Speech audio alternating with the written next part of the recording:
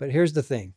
If I could find a second witness about this flash of light, especially if it's not somebody who is of the faith. yeah, because that's always suspect. Because you get Mormon lore kind of thing. Exactly. Oh yeah, this happened. Well, and in this case, we have both. Yeah. We have members of the mob and a credible person talking together about the flash of light. That's an interesting thing. Okay, Wow. so this is beyond proof now. So I'm going to tell everybody out there watching where to go find this. You can read it right on the internet. It's a little hard to find. Okay, but you can go find this. Okay, and I'm going to tell you the person right now, and you're going to be shocked when you hear this because everybody knows who this person is. Mary Rollins Lightner. Oh my gosh. Okay, who is Mary Rollins Lightner? Mary Rollins Lightner. See the gal that got the when they destroyed the press. Yeah. In Independence. 12 years old. She ran out into the cornfields with grabbed a few of the copies of the Book of Commandments, which is the most rare of all LDS books and the most valuable if you happen to have one. Yes. There's only like 7 or 8 of them. So they were the church was Independence printing the Book of Commandments, what would become the Book of Commandments, and it was just about ready to come out in print. Yeah. W. Phelps, Independence. Yeah. And they raided the mob came in, raided the Whitney store there where raided the Gilbert and Whitney store, and they tarred and feathered, Edward Partridge. Partridge, who was the bishop at the time there. And so anyway. On the town square, there's still a monument there. It's still there, yeah. About the tarring. The shop this is where the tarring and feathering happened. The shop is rebuilt and it's still on the corner there. Okay. And it's still kind of a I don't know what you'd call it, kind of a merchant. Anyway, it has a merchant area. It's a small little town. Yeah, I can't remember what they call it, like curios and that kind of stuff is there. But anyway, yeah, the cornfield's not there anymore. No, it's all, she grabbed the papers, headed for the cornfield. So yes, it's that Mary Rollins Lightner and her sister. Both of them went in there, laid on the papers together. Okay, so yes, it's that person, Mary Rollins Lightner. Wow. For those listening. Okay, now, what else do we know about Mary Rollins Lightner? Well, we just happen to have one of these. Oh, there we go. Oh, here we go. What is that? Okay. Oh, it's a Book of Mormon, in case you don't know. It was a prominent piece of Joseph Smith's life, right? Yeah. So in Kirtland. 1830 version. Yeah, so this was before she went to Independence. Mary Rollins Lightner was one of the first converts. As a young 8-year-old, I think she was about 8 at this time, 9-year-old girl. Yeah. And she couldn't put the book down. And so she borrowed it and took it home. Joseph Smith comes back the next day where they had this little meeting. He says, where's the Book of Mormon? Oh, Mary Rollins Lightner has it. And then she shows up. She says, oh, I couldn't put it down. I'm sorry. So sorry. He says, I borrowed it. I read the whole thing last night. I want to be baptized in the church. So this is the same Mary Rollins Lightner that saved the pages in Missouri. Book of Mormon in one night. Oh my goodness. Anyway. Okay. Yeah. So, I know. RDP Pratt did it. And I would say my wife would also do such a thing. So some people are pretty aggressive. I have to eat sometimes, so I don't do that. Anyway, so here's the thing. I'm a slower reader. So yes, it's that Mary Rollins Lightner. Now I'm going to tell you the story of the connection between the flash of light story. She became an expert seamstress. Mary Rollins Lightner was known as one of the best seamstresses at a very young age. In fact, while she was in Independence, guess who asked her to sew shirts for her? And she actually lived in his house and sewed shirts for this person. She's a shirt sewer. Governor Boggs. Oh my God. She was the Mormon that Governor Boggs, she's the only Mormon that Governor Boggs ever liked because he sewed up all his beautiful shirts for him. And when they were at Far West and they were about ready to raid the Saints, Joseph was there behind the They gathered all the men up and everything there, and that was Lucas. Lucas shows up and he says, hey, I have orders from Governor Boggs that if Mary Rollins Lightner's out there, tell her to come here because she's safe. Oh, God. Governor Boggs likes her sewing. Oh, wow. And bring her sister and her family, whatever. They're all free to come out and we're not going to hurt you guys. And you know what she said? I'm staying here with my family and the Mormons. That's how brave she was. She was a brave lady. Yeah. Okay. Well, when she went out, she was just a kid when she saved all those pages of the Book of Commandments, And now she's probably maybe 15 or 16. Men searched for them in the cornfield for quite some time before they finally gave up and said, well, whatever, we don't care. They only got a couple of pages. Who cares? Right. But that's kind of, so we're not talking about any person. We're talking about a very honorable, respected, well-known witness, right? Now I'm going to tell you that I think she was married to somebody who was pretty, He was a non-Mormon. Okay. He never joined the church ever. Okay. Anyway, here's the story. Here's the connection that I found. So I was actually one day, I live in Manti. So this is 6 months ago. So this is roughly 6 months ago. I live in Manti, and I love to, when I have some spare time, which isn't very much. You have spare time? I do now because I'm not teaching this. So I got a little book that had all the little stories of people's diaries that lived down here. That's how I knew about Cyrus Wheelock and the gun, and he's buried in Mount Pleasant. Yeah. Okay. Yeah. And then Orson Hyde, we know, is buried in, here in Spring City. In Spring City. Yeah. So we know all of that. So I was reading all of these. Well, I came across Cyrus Wheelock, and then I thought, oh, wait a minute, Mary Lightner. I didn't know she was buried just over here by Fillmore, just over there. It's called Harrisville or something like that. I can't remember the name of the town. It's a little tiny town. South of Fillmore? It's south of Fillmore. It's a little tiny town, Minersville. Okay. Minersville. It's a little tiny town. That's where she's buried. Okay. I thought, I know all about Mary Lightner, but I don't know everything. So I started reading, right? I started reading the list. It's about 90 pages. It's her diary. Started reading it. It has all the stories we just talked about. Uh-huh. I thought, okay, that was very interesting. This is her actual diary that she wrote herself. Yeah. Okay. But this part, I found out that this little book that I had was taken out of another diary that was even bigger. Mm. And I thought, oh, I don't have the whole story here, right? You don't have the whole. So I looked it up. It's called the Lee Family History. Okay, and I looked it up. You can find it. I'll look at that up here in a minute. So I have the whole thing on my phone, and everybody can go find it. Okay. And I said, "Oh wow, look at this! It's like word for word. Even the words are misspelled and stuff. Yeah, right out of her handwritten diary." So I thought, well, this is going to be good. So now I already knew this stuff was in the other little shorthand book I had, but I was all of a sudden finding all kinds of things that I didn't know. It's like, oh wow, I wonder why they didn't just print the whole. Because it would have been a 150-page book. Yeah. So they just printed this little pamphlet about her life, and I thought, I'm going to read the whole thing. So lo and behold, I get to her Nauvoo period, and Joseph Smith had warned her. He said, my husband's going to go to a little place called Appanus, up the river. Yep. Joseph said, don't go there. It's full of anti-Mormons, and your life will be threatened. All kinds. She says, well, my husband's got a job. I got to go. Blah blah blah. So.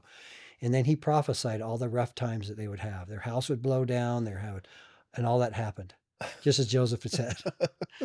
I thought, well, why didn't everybody read this story? So anyway, it's like all these stories, and they knew the prophet. Yeah, and now she's probably one of those. I love that book. They knew the prophet. Yeah. It's so good. Well, so let me tell you this rest of the story. Okay. Revelation going on. Finish. Unbelievable. Okay, let me finish with this story. So this is going to be the shocker. So. She gets in there and she says it's the night before the martyrdom. 4 men shows up at her house and they said, we want you to make a flag for us. We're going to Carthage tomorrow. A flag that they could take with them, right? Yeah, we're from Appanus, and we're the representatives from Appanus. So she says, well, why are you going there? Well, we have some problems with Joseph Smith, so blah, blah, blah, blah, right? She says, I'm not going to do it. I'm not going to make the flag. Guess what they do? They pull out a gun and click. Yes, you are. We know you're a seamstress. You know the only one who can do it. We're going to kill you if you don't. She says that right in the book. They threatened her life.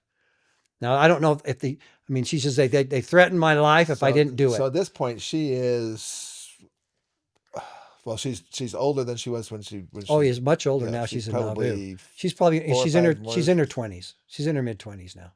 Okay. So you figure she's about 12 or 13 when she was in Independence, and then there was 2 or 3 years later, 4 or 5 years later, till they were at Far West. Yeah, so and then there was another couple of years before, and now this is 1844, so she's probably in her 20s. And she's married. Yeah, she's married. Yeah. Okay. Okay, so they're up in Appanus, and everybody can go there. It's still Appanus is a cute little town today up north of Nauvoo. So anyway, the 4 men said, "We're going to kill you if you don't give us a flag." Make one. So she says, "Okay." My life's over. So she makes the flag. Yeah. She makes the material and tells the ladies, and she says, "Now your wives can go ahead and put this together." And no, our wives aren't smart enough to do that. So you're going to do it. Okay? So she sews the incomplete flag, gives it to him. Okay, I'm done, right? I'm free. The men show up at her doorstep the next day. Oh, wonderful. Great for the flag. But guess what? The two men, Joseph and Hiram, are dead. And you know what happened while we were there? There was a big flash of light right at the end. And that's when we took off. Wow. I thought, no way. Whoa. Here it is right here. It's right here. Okay. She said, and then she says, and then she's and the four men says, so that should prove, they said, that should prove that what we did was correct. The Lord knew we had to get rid of this guy because of that flash of light. And Mary Rollins Lightner says, you know what? The flash of light, it was a sign from God to save Joseph's body. You probably tried to mutilate it. So she says just the opposite, right? Yeah. And she was correct. Which was absolutely correct. So they took it as a sign that, that so the he's mob finally dead and God is like happy. They took it as a sign from God. But there it is, she said, and they used the same exact words that Levi Daniels uses. A flash of light. The same word for word that they use. Okay, so now we're left with this story. Okay. So now we've got Did Levi Williams know Mary Rollins Lightner? Probably not. Yeah. I don't think so. One lived on the other end of the county. They wouldn't have known each other from Adam and Eve or whatever. They wouldn't have known. Okay. Did they know each other? Wow. No. Is it a second witness? Is the witness someone we can trust? Probably.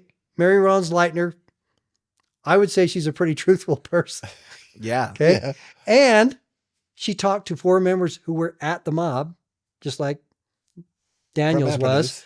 And the story matches like a glove. So I tell people out in the history books, here it is. Go look it up yourself. You can read it. So, okay. Can I bring up one piece? Yes. Yeah. So, you know, everything that's been going on with the whole who killed Joseph Smith thing. Yes. Yeah. Yes, I do, because I was one of the person chosen for a podcast that we created. Like a board?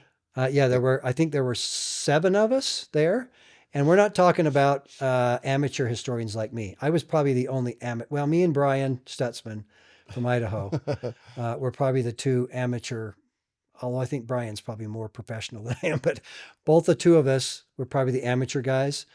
The rest of the board were ballistic professionals. Sam Weston, if you haven't heard Sam Weston, you want to know all the details about all the things he did inside the jail to get the truth of what happened inside the jail. He's the best there is. Wow. He's the best there is, Sam Weston. And you will see his testimony on this podcast. And I told you the name of the podcast. Yeah. You can still go find it. Yeah, today. you did. What's the name of it? I'll link it in. Okay. We'll put a link in it. We'll put a link in it. What's the first word of the podcast? It's not discrediting, it's debunking. So look at this word. Go in there if you guys want to look at this. Debunking the crazy story of a guy and he lives in Manti too. And I don't know him that well. I don't know him at all, actually. But I was called to be on this board. Who really killed Joseph Smith? Who really killed Joseph Smith? He made a movie and everything about this and showed it in theaters and Provo. I don't even know where he raised all the money to do. And his claim was somehow John Taylor and Willard Richards actually were the ones that were they killed Joseph Smith to do something. Yeah. Which makes no sense. Like number one, it makes no sense. It goes against everything that we know about the martyrdom story. But I would highly recommend you go look at that, not just because I'm on the panel, but because I highly. And by the way, this part about Mary Rollins Lightner is not there because we made this before. Because you didn't know that yet. No, I didn't know. Well, and then that's the other thing that I have. Wow. It's how crazy that. So William Daniels had that account, and Mary Rollins Lightner wrote that in her diary, meaning that all happened. She just writes it in her diary. 2 centuries go by. Yeah. 2 centuries almost. 2044. Yeah. 2 centuries. And nobody wants to believe, William Daniels, he was you know what the claim was? Here's the claim. He just wanted to sell those pamphlets, right? That's right. The reason why he embellished in the courtroom. He used, O.H. Brown used the word embellished his story. He embellished his story to sell pamphlets. Well, guess what? Here's another little tidbit you maybe ought to know. He was offered $2,500 by the mob to not tell the story, to not show up at court. Really? What could you do with $2,500 in Oh, 1844? back then, a lot. He could have bought Buy a small Augusta farm. where he was from. Yeah. Okay. So guess what? He did it anyway. He showed up. See, why Yeah. why aren't these stories Okay. being told? I'll So- tell you what, I just came up with a great little line here, and that is that this is what you would call a news flash. Yes, it's a news flash. Well, and guess what else? Listen to this now. Literal. It's a Okay. literal news flash. Listen to this. Okay, so everybody out there, you know that this is BYU Right Studies. there. Yep. Okay, Yeah. a recognized magazine from BYU. All the researchers are in here. Yeah. Okay, if you go back to 2011, this is titled, one of the, in here is titled John Taylor's 1854 account, right, is in here. 10 years later, right? Mhm. But I found this little piece in here. Find this interesting. Listen to this. Bullock was one of the chief historians back then, recorded significant details by Bedell. Okay, who's Bedell? Bedell was Ford's right-hand man. It was back then they called him aide de camp. Made their schedules out, made sure the horses and Like a all the personal stuff where if they assistant. were going to move from one place to another, they had to, okay? The guy that flew Air Force One, right? So that's this. Yeah. This is what's going on, okay? So he's that guy. Okay, he shows up in Salt Lake in 1854 as a representative from Washington, D.C. He's out in Utah. They Okay. grab Bedell. Perfect timing. Glad you're here. Can we interview you? Sure. We want to talk about the martyrdom. Great. Okay, so Bedell was there at the jail. He left Bedell there. Ford went by himself. Listen to this. Bullock recorded significant details by Bedell on what happened outside the jail during the attack. This is right in BYU Studies. Listen to this. When asked about Mormon Warsaw militia member William Daniel's story, his account, he confirmed, in the main, Daniel's statements are completely correct. There it is. So here's what I want to say to everybody out there. If we have a second witness, we now know the light story probably happened, as he said. Yeah. We have a second witness, and not only that, we have a credible witness. Don't you think it's a good idea, everyone, if we should go back and maybe read his story again? I would think If we so. want to, if he would tell the truth there, that everybody debauched him in court, And turned down maybe the other $2,500. things he said are true too. Yeah. Now, I understand, and there are some parts in here that are attributed as Littlefield is writing his story, he puts in a little piece here and there. Not the light story, but he puts in a little piece about the expression on Joseph Smith's face when the four men shot him, and he had a smile on his face and all of that. That was probably put in there by Littlefield just to make the story maybe a little more readable, but it doesn't change the facts. Yeah. He tells everywhere he was, what he heard the men say, everything they said. And it matches everything about Wow. in court about what was said about the mobbers, the men, indicted men. Everything in here, what matches William's testimony. But the only thing that really bothers everybody is his flash of light. So let's just leave his whole story out. Because it's a supernatural kind of Yeah, thing. because it's a supernatural thing. It's like we just want to know things we can smell, hear, see, and hear other people say. Well, guess what? We now have two witnesses. So I'm going to leave it up to everyone can I watching. just shake your hand? This is awesome. I'm going to leave this. I'm going to leave this up to everybody out there. Go read the diary. Check it out. Don't get the little short version diary that I have. You got to look up the story. If you want me to, maybe I can get it here really Yeah, quick. I'll if you tell you. maybe it. pull that up real quick. In the meantime, I'm gonna go back to. Okay, so we're let's go back to the jail for just a second. They've just finished that. The flash of light has happened. The mob disperses. The deed is done. The cannon fires. The bodies are basically Hiram are still up in the in the room, and Joseph is now his body is laying down there solo. Now, from what I understand from Kate Godfrey, and it's been a while since I heard what he was saying, but some of the bodyguards started to show up again. They saw people leaving. Oh, and you didn't finish telling your story about our long-haired friend. Oh, and well, and the Browning. you want me to do that one really quick? Yeah. All right. Well, and this before we most get people too much further, historians of because the church- that's still before it actually happened. It was Yeah. Well, this is a whole year later. Brigham Young Oh, told okay. this is Brigham Young told Porter Rockwell. He said, "Look, they're killing people because they were trying to drive everybody into Nauvoo off the prairie. Warsaw people were still there were Mormons in Warsaw. Yeah. Get out of there as soon as you can." And they were their lives were threatened. A couple people down in Yellrome, which is backwards for Isaac Morley. Okay. Joseph Smith had him name the town Yellrome so that they wouldn't know that Isaac Morty was the instigator. So if you spell Yellrome, Morty backwards, the answer is Yellrome. And Yellrome's still a place. Yeah. It's in Adams County. Okay. And if you go down there, there's a big plaque. There's a big plaque and it says, here's where the two. I thought I knew a lot about this history, but man, you're blowing my mind. I'm telling you right now. I'm just starting and I Wow. could go for hours. But anyway, so two of the men out there were in Adams County, south of Hancock County, were actually shot to death. And they're buried in the Nauvoo cemetery. Okay. So Brigham Young is telling everybody, hey, get into town as fast as you can. He did this for two reasons: safety, and we need more men to finish the temple.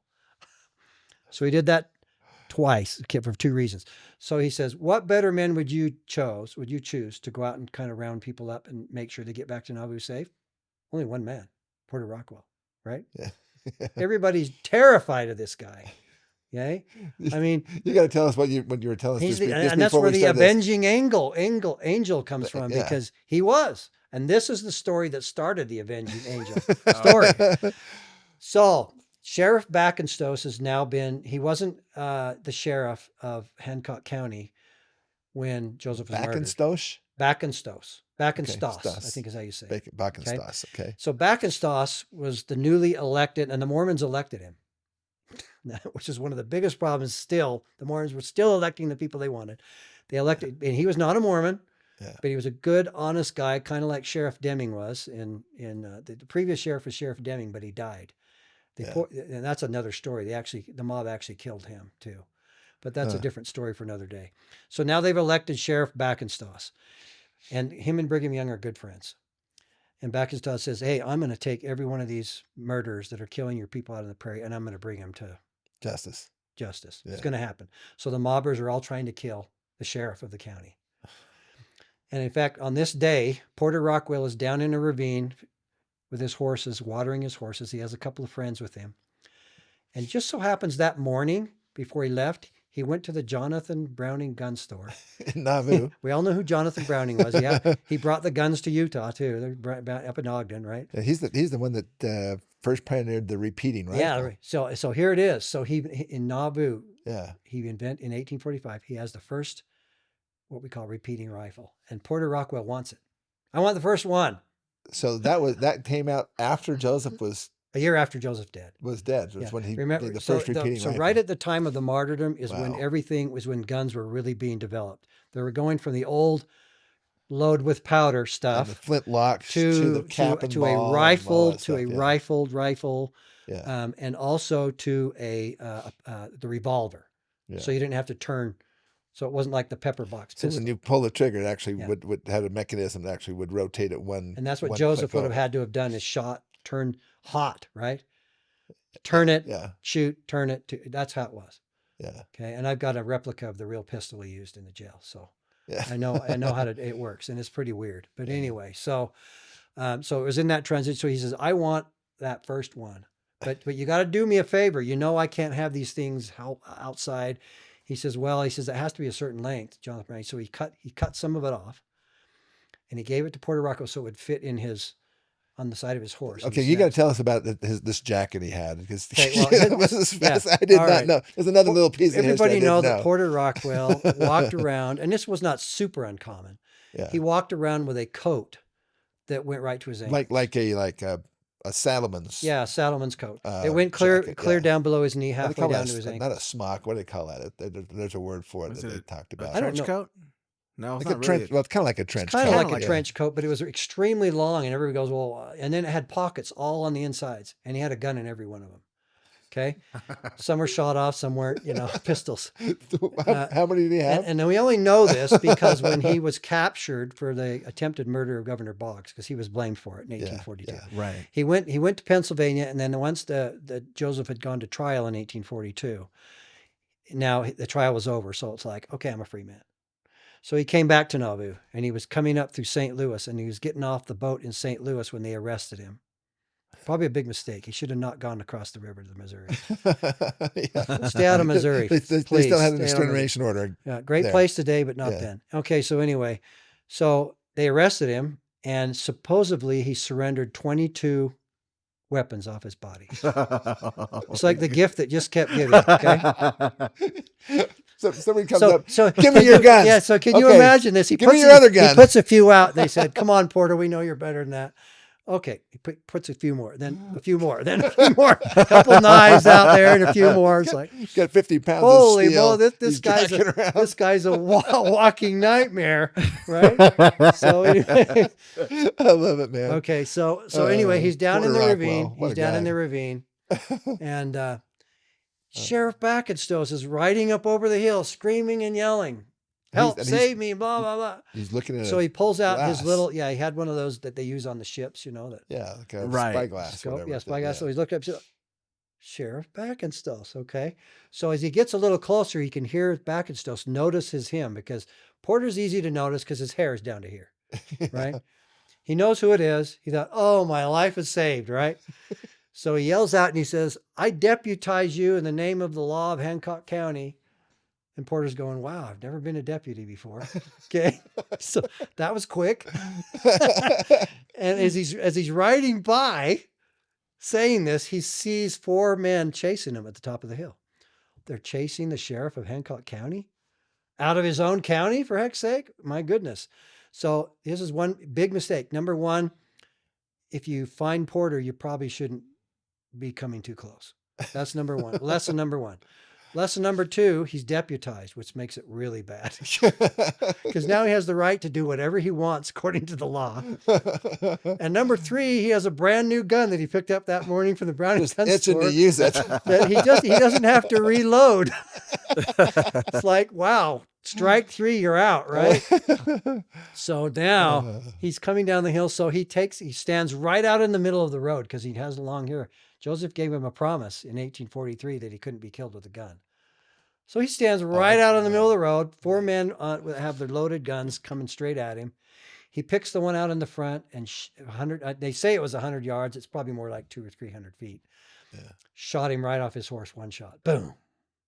Looked at the gun. Said, "This is sweet. This is a nice gun." Okay, That's accurate. He was going to even though it shot off, right? And he was going to use the other one. ones, but the guys stopped in their tracks. Anybody that can shoot that, aim that tight at that, it has to be only one guy in this county. It's got to be Porter. And I'm sure they're looking at him going, "It's time to turn around and go back." So they stop their horses, grab their buddy who's laying on the ground, throw him up over the horse, and head back to Warsaw. Where did it hit him? Okay, and here's the thing. Later on, it was determined in court that he hit him because actually Porter had to actually show up in court for the murder of Frank Worrell. Do you remember who he was? Yeah, the guy guarding the jail. Oh my The south door at the day the mobbers killed Joseph Smith. He thought, the planets have lined up for me. I was the one who finally killed the guy who was guarding the jail. This was a story that it was in every newspaper in Hancock County, you know. Porter Rockwell's a murderer, right? Yeah. No, he was actually deputized before. But Backenstoss went and he says, "No, I deputized him. Isn't it the right to shoot and protect me?" Isn't it always interesting how that is? How whenever you get a story of what's happening real time, there's always a newspaper that is slandering it. I don't know if that's the right word in this particular situation. Willing to spin the story. They spin the story. Thank you. They omit a couple things and change this there. It's still the story, but it's just rearranged a little. And nothing's changed today. So now in the trial that this was going on, so they he testified that he got shot in the belt buckle. Yeah, so he found out, he didn't know. Yeah. He found out that he hit just above his belt buckle. And Porter, and this might be a little crude, and I don't mean it to be too, but Porter Rockwell supposedly at the trial says, "Well, I aimed a little bit lower, but I must have missed." I'm going, "Oh my goodness, that's a little too much information." But anyway, so and here's the thing. I mean, Frank Worrell's wife was in the courtroom. I mean, this was tough. This was tough. It was a hard thing. Yeah. He says, "Look, I was defending the sheriff. Okay, at this time when this is taking place, Brigham Young's already out on the trail going west to Utah." Yeah. Porter had to come back to the trial. He had to come back. Porter was a man, he became the head. Most people don't know this, but Porter Rockwell was the head sheriff of Salt Lake County. Yeah, he was. Wow. I know because Yeah. I ate Mhm. dinner with my wife in the old Salt City jail. Yeah, Salt City. And and believe it or not, there's stories in there that are amazing on the walls of that jail. Today, I think it's more of a bed and breakfast type thing. But Yeah. anyway, it used to be a restaurant when I was Yeah. at the University of Utah. Yeah. And people would go in, and a lot of people claimed that they proposed to their wife while they were in jail, which was true. They were having dinner at Porter Rockwell's jail because they lock you in the jail and they have you're eating steak inside his jail cell. Anyway, that's a true story. Yeah. But when Porter Rockwell died, he was the richest man in Salt Lake County. Really? Yeah, he was charging everybody crossing the point of the mountain money. If you were from outside the state of Utah, you had to pay a fee to get into Salt Lake. And you know why he did that? Because Brigham Young wanted to know everybody coming to Salt Lake. Who was coming and going? Who's Right? coming and going? Sweet Wow. job, right? Yeah. Pay $1. Feed your horse. Come on, let's have it. If you don't, I'll shoot you. No, but I'm sure that's what happened. But anyway, so Wow. Porter Rockwell. So this was a story. That tells something about Porter Rockwell. He Yeah. said, Brigham, if I go back there, I may not come out west with you. Brigham Young made a prophet. He says, if you go, you'll walk out of there scot-free. Yeah. Brigham Young was trusting it. And he was in a court, and sheriff was there. I'm sorry, but I deputized him, so it's Wow. my fault. No, And they were chasing me, so it was self-defense. And the judge went, see you later, Porter. You're late. Get out of here. That was the end. Maybe you can verify whether or not, because this is a story I heard once upon a time, and that is that when they were having the trial for Governor Boggs, when somebody took the pot shot at him, the attempted assassination of Governor Boggs, and during the trial, somebody said, we think it was Porter Rockwell, Porter Rockwell, and somebody said, no, it wasn't him. I said, how do you know it wasn't him? Because if he was, it wouldn't have been an attempted assassination. And you know where that comes from? Joseph Smith actually asked Porter that question. He said, Porter, don't take offense by this, but I really want to know, were you the one who, because he was in Missouri at the time. Porter Rockwell happened just after me in the wrong place. He was visiting his wife's mother and dad. Yeah. He married a girl in Independence. It was the first wedding, by the way, in Independence, was Porter Rockwell and his wife. So and it happened on the day that they were celebrating the church's anniversary. April. Anyway, April so 6th. so Porter Rockwell. So he happened to be in the wrong place at the wrong time, but he says, did you, I can just see Joseph Smith saying, were you really the guy that pulled the trigger? He said, Joseph, you know me better than that. He says, he would be dead today if it was me. That's where the story comes from. My goodness. And Joseph said, that's good enough answer for me. I believe you. Joseph put implicit trust. And you know what? He was a self-appointed bodyguard. But most people don't know this, that Porter and Joseph Smith were good friends when they were 14 years old. Yeah, they were. And, Yes, they and were. Joseph They're was, right there, was, right there. was raised in New York. They only lived just in Palmyra. about a mile and a half apart from each Porter other. was much younger. Porter Yeah. was about 7 years old. Joseph was 14. But actually, Porter Rockwell helped gather berries Yeah. to help pay for the publishing of this beautiful Wow. book. Wow. Right?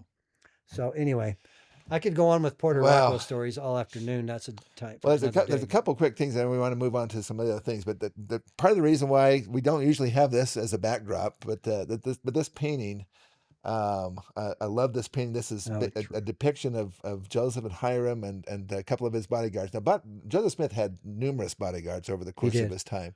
Yeah. In fact, at the time of the martyrdom, I think And Porter somebody said Rockwell, believe it or about not, was not 5 or 6 assigned to of be them. one. Yeah. He was a self-appointed bodyguard. Yeah. But Joseph said, "You're the best shot in the West. I appreciate it. Go ahead and keep doing what you're doing." Exactly. But you picked Anyway. on a couple of things about this painting. In fact, you mentioned that you love this painting, and I'm trying to think. I think it was Steve Glenn that actually gave me this copy. I may be wrong on that. I'd have This to is one probably of my look on the favorite back. paintings. Yeah. But I have it here in my presentation room here. But I love that the authenticity of it. But would you, as a historian, kind of, what makes this painting authentic Well, as far The as big one. the depiction? the big flash here, the story is, and all the pictures that I've ever seen, they always make the temple in full complete. Yeah. The temple was not completed Spire and until everything. on it. 1846. Yeah. It wasn't completed. So Joseph was this. This is exactly the way Joseph described the temple when he left. It was only part way up, and where this painting comes from is when Joseph was on his way to Carthage and he got to the top of the temple hill right there. There's a big steep hill, Mulholland Street. It climbs up and then it gets to the top. So we have two places in Nauvoo. One's called the Flats. The Flats of Nauvoo is where all the saints live down on the bottom. And then the other part is up on the wedge up on the top. Okay. Yeah. So there's two separate kind of parts of Nauvoo. And today it's still the same. Yeah. And Mulholland Street did exist in those days. It had buildings on it. The Nauvoo Expositor Press was up there on Mulholland Street. Anyway, so I love this picture because this is where Joseph stopped.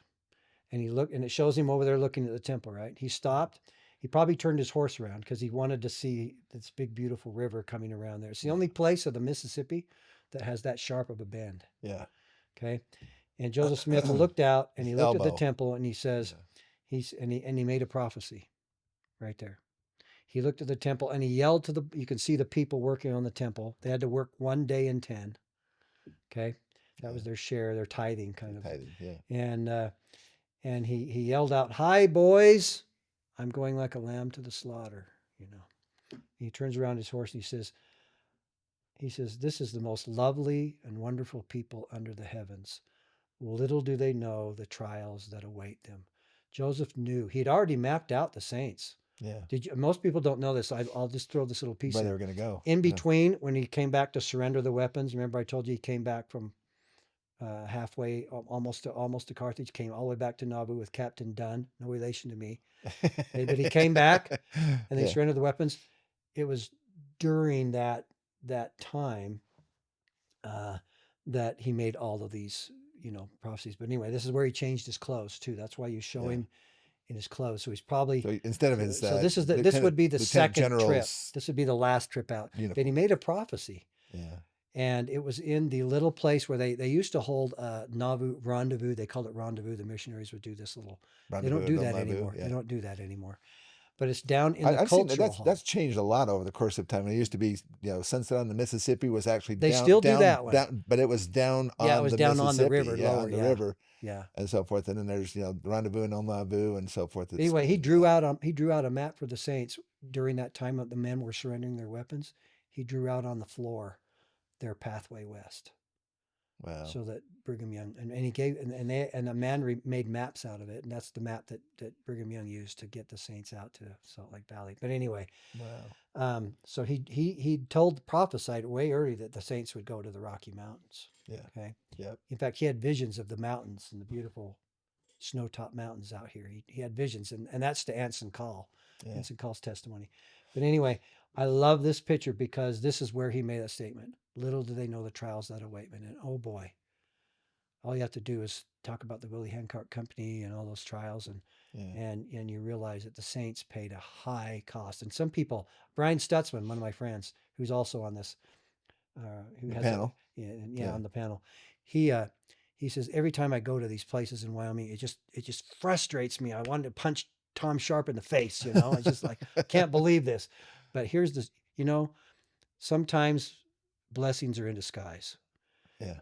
If the Mormons would not have been pushed out of Illinois, they would have been involved in one of the worst wars we ever had in America. The Civil War. They basically were spared from most of that. The saints pushed them outside the United States, and just a few years later, the Civil War began. Yeah.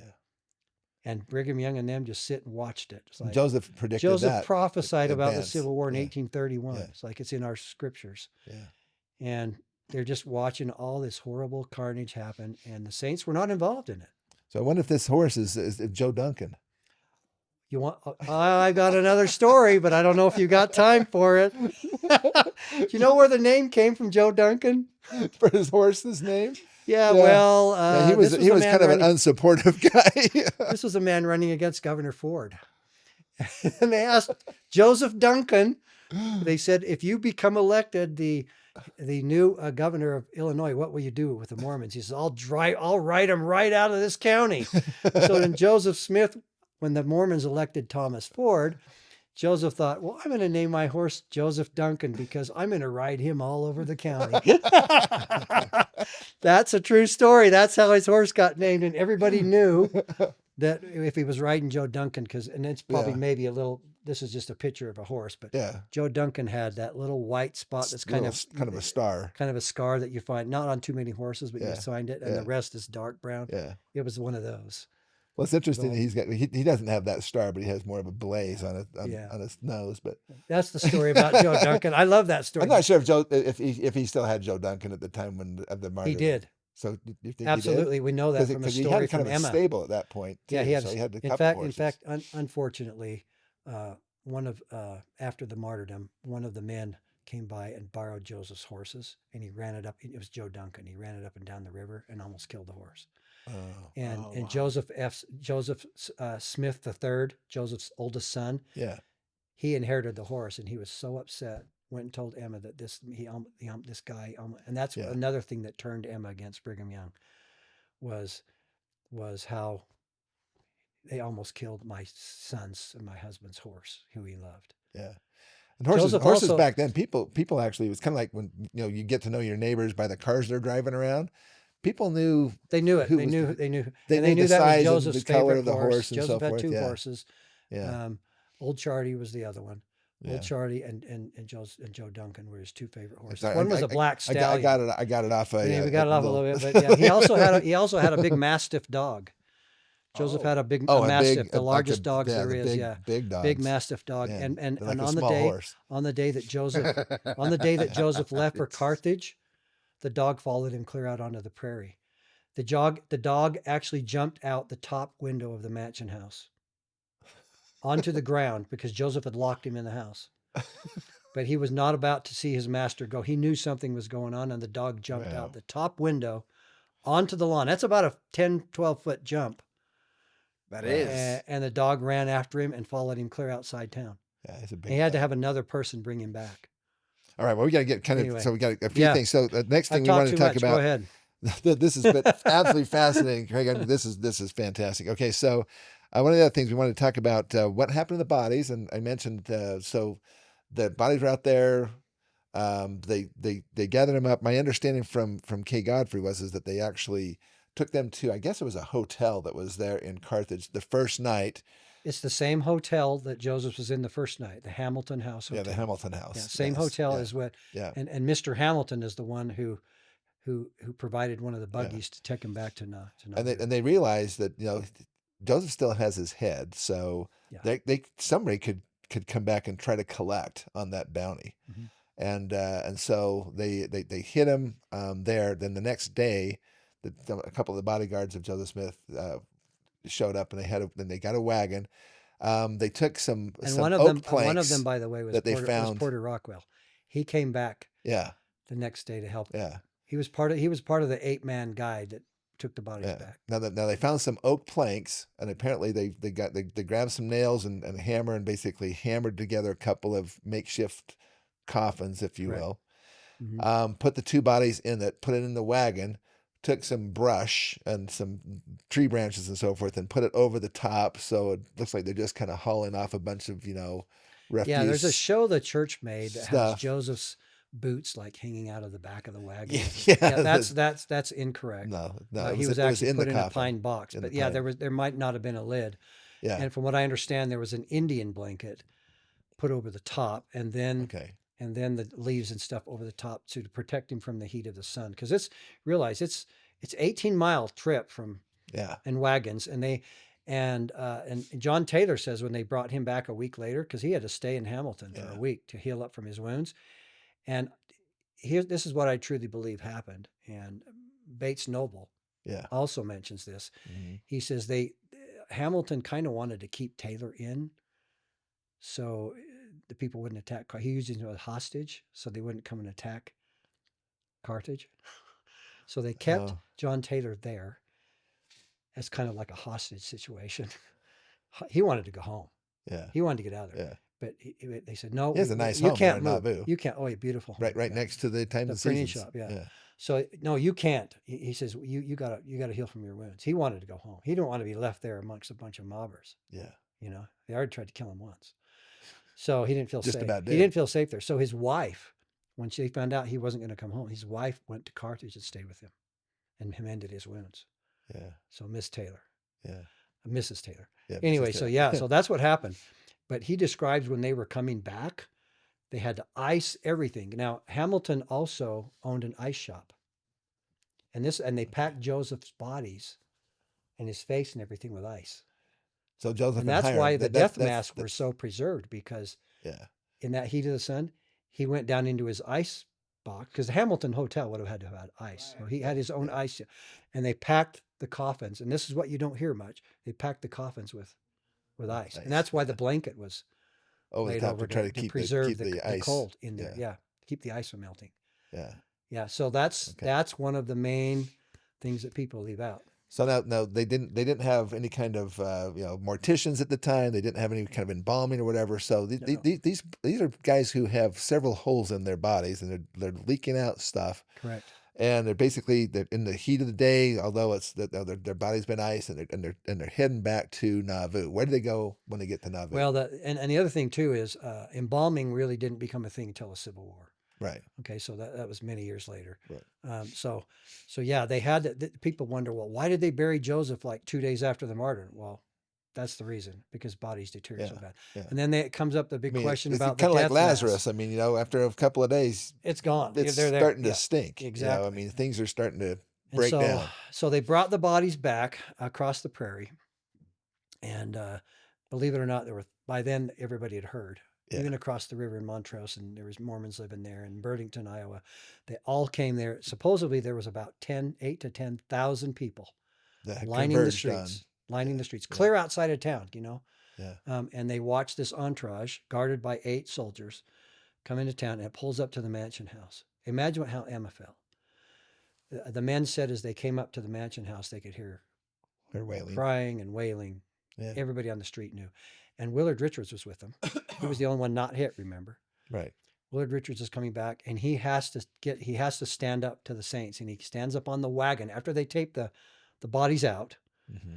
and into the mansion house. He stands up on the wagon and he says, please don't go do anything rash. He says, leave this in the Lord's hands. Vengeance is mine. The Lord will repay. Leave it in the Lord's hands.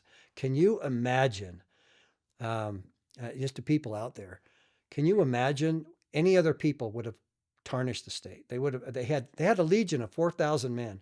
They could have completely, not just Carthage, they could have leveled the entire state of Illinois. Mm-hmm. But guess what? The saints didn't do it. Can you imagine what they had to hold in? Oh. Well, I mean, all the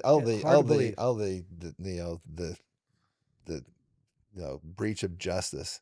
Oh, over and over Governor and Ford over and over again. Governor Ford was from the extermination order to this and so forth. I mean, it was just, they had been through everything.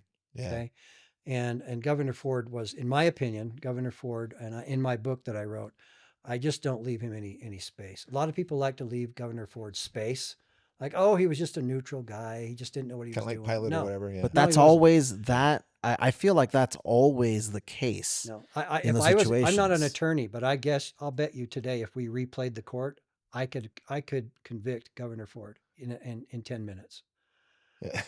If I had a jury, well, what we know now, even if I had a jury in Illinois, of people in Illinois today, I could convict him in 10 minutes. Not even having a license to be an attorney, I could do it. And that's kind of how I approach the book.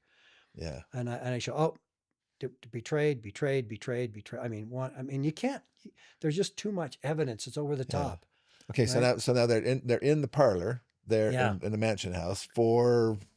And it's the very next day. I thought it was like 3 days. People came through and through. No, and it through was the next day after. It was when did they move him into the temple? The temple was partially. I mean, it was like this. Yeah, wasn't done. But as I understood, he was laid in state at least for a period of time in the temple. No, that wasn't the case. That's not true. Okay, it was always in the mansion. Always house. in the mansion house. So how many days? They brought him back on the 28th, which was a Friday. Yeah. The Friday after the martyrdom is when they brought him back to the mansion house. Emma and them saw them that evening as just a personal family.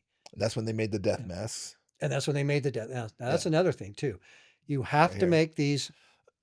These are facsimiles. There's tons of these all over the place. Yeah. I left my 2 copies in Carthage because they're made of marble. Yeah. The guy. These are plaster ones. Yeah, these I are got plaster from prayers, a but they're friend of still mine who was a accurate. patriarch down in Arizona. You can't buy these. No, you can't. You can only be given them by somebody who has Exactly. And one I happen to think be. there's 2 or 3 molds, if I remember correctly. I was teaching seminary, early morning Yeah. seminary in Nauvoo, because I lived there for 6 years. Yeah. And the guy that came that did the statues of Joseph and Hiram in front of the temple, he got to know me. And I said, "Boy, I'd like to have a copy of those." He says, "Would you like me to make you a set?" He says, "I'll tell you what, I'll make them out of marble. I'll fill them with marble." Yeah, I think it was Baden. He has a little shop in Provo now. Yeah. But he says, "I'll make them out of marble for you because you're doing a great duty by teaching these kids in seminary." I says, "Oh, I'd love that." Yeah. I didn't take him seriously. A few weeks later, I have them, right? Yeah. Beautiful. If you want to see them, they're made of marble. Yeah. That's and cool. they're in the museum out on Mulholland Street. Yeah. But anyway, so that's Joseph, I think, there, and then there's Hiram and over this is here. Hiram, and you can see Hiram because you can see they filled his nose where he was shot with cotton. Yeah, so that's why you see this big bulge up here. Now show me, because I always understood, everything that I'd heard, that he was probably up against the door, leaning down, bullet came through, hit him in the nose, went out the back and blew the back of his head off. Yeah, more or less. That comes from the idea that you're saying that's not the case. No, we've now and Sam Weston, all this, like I said, go look at the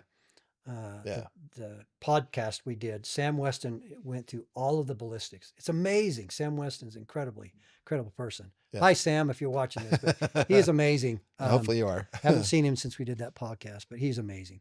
Yeah. But we've now done, and the reason why we got that story with the face up against the Hiram's face, that it was literally a point blank shot, which really didn't happen because there was no burns on his clothes. There was no smoke on his clothes. It all comes from 2 men by the name of the Lyon brothers, Lyon, Lyon brothers.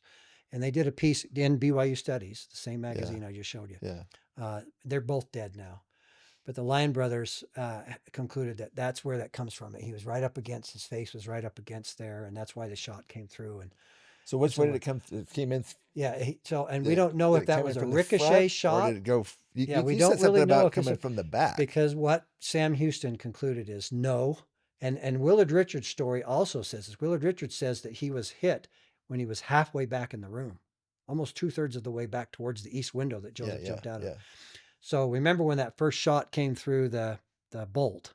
Yeah. Okay. Which was really not a lock. There was no lock there. It was just a latch. They were in the process of fixing the latch before Joseph was killed, the men that were staying in the room. When it came through there, obviously they thought, well, this door is not much protection. So they jumped to the sides.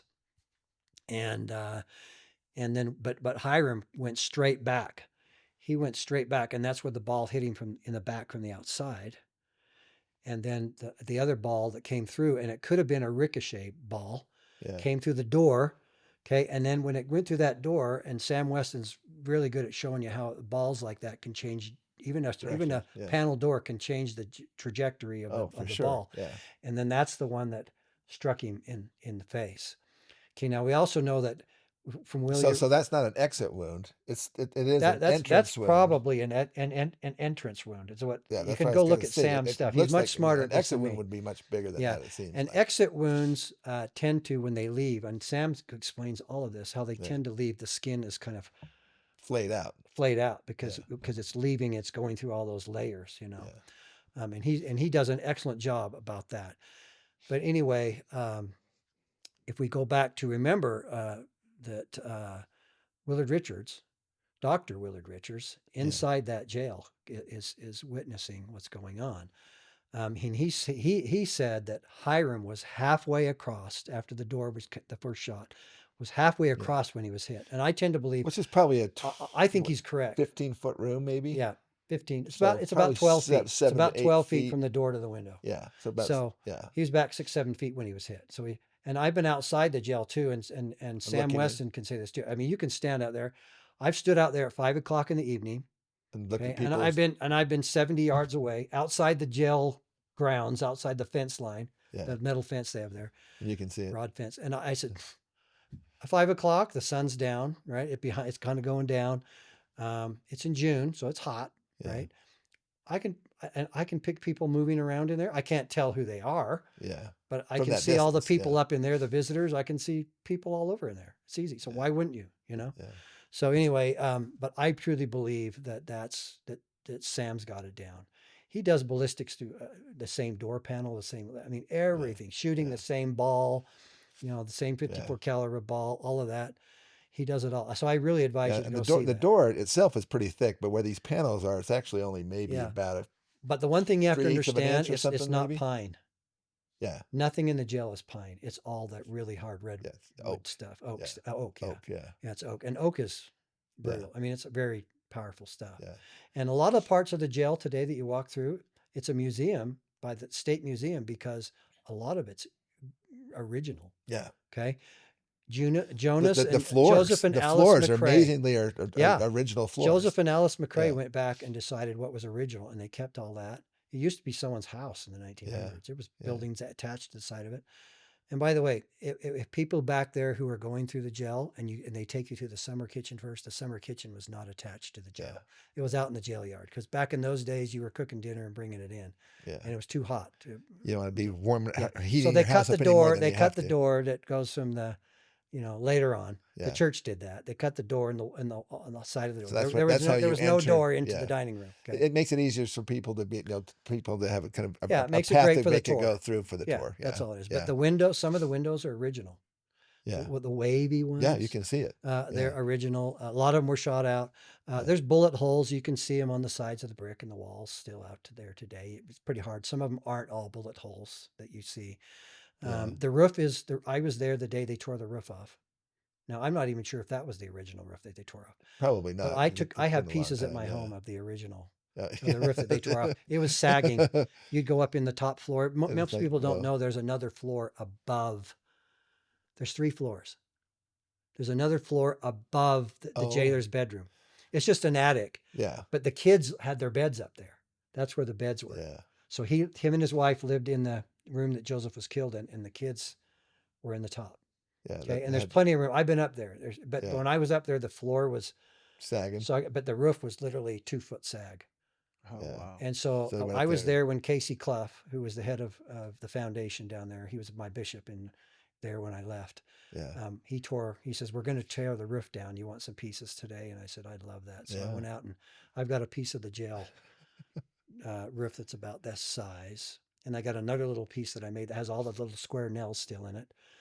And I have it's my keychain now at home, my key, where I put my keys. So Oh, that's cool. it reminds me of Joseph's martyrdom every time I put my keys away. Yeah. But anyway, I probably went too far, but go ahead. Okay, so let's continue on with the story. So basically, Joseph lies in state in the mansion house. My understanding was there's over 5,000 or 6,000 people that Probably came more than through.